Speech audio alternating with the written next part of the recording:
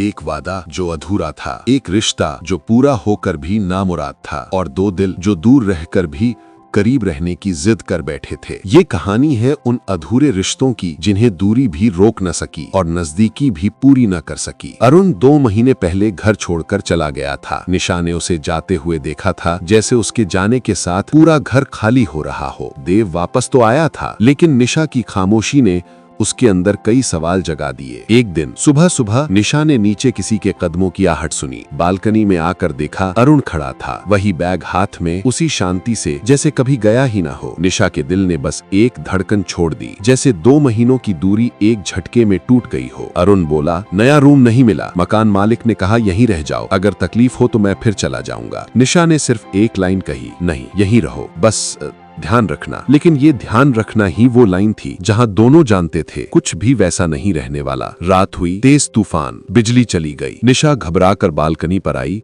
और नीचे अरुण टॉर्च लेकर खड़ा था। उसने सिर्फ इतना कहा, डरिए मत, मैं यहीं हूँ। निशा के गले में जमा हुआ अकेलापन टूटने ही वाला था। तभी देव की आवाज आई, निशा पानी कहाँ है? और एक पल में वास्तविकता ने सब कुछ रोक दिया। अगले दिन देव बोला, मुझे नहीं पता क्यों, पर मुझे लगता है कि वो लड़का तुम्हें कुछ ज्यादा देखता है। निशा के दिल में डर उतर गया। देव की नजरें अब तेज हो चुकी थीं। कुछ दिनों बाद दोपहर में निशा आंगन में थी। अरुण धीरे से आया, अगर आप चाहें तो पानी मैं दे दूं? निशा ने मना किया, लेकिन आवाज में वो नरमी थी जो महीनों बाद वापस आ गई थी। अरुण ने पूछा, आप खुश हैं? निशा ने पहली बार सीधे उसकी आंखों में देखा। हम दोनों ने दूर रहकर सही किया था, अब कुछ गलत नहीं होगा। अरुण ने कहा, नजरें तो हटती नहीं, कोशिश कर रहा हूँ। और उसी वक्त ऊपर से देव की आवाज गूंजी, निशा मैं आ गया हूँ। दोनों का दिल धक से रुक गया। शाम होते होते देव का शक और गहरा हो चुका था। उस रात उसने पूछा, अगर कोई मुझसे कुछ छुपाए तो तुम्हें बुरा लगेगा? निशा, हाँ। देव, तो मेरा भी हक है कि तुम मुझसे सच मत छुपाओ। उसके लहजे में साफ था, वो अब ध्यान से सब देख रहा था। अचानक एक शाम अरुण दौड़ता हुआ आया, निशा जी,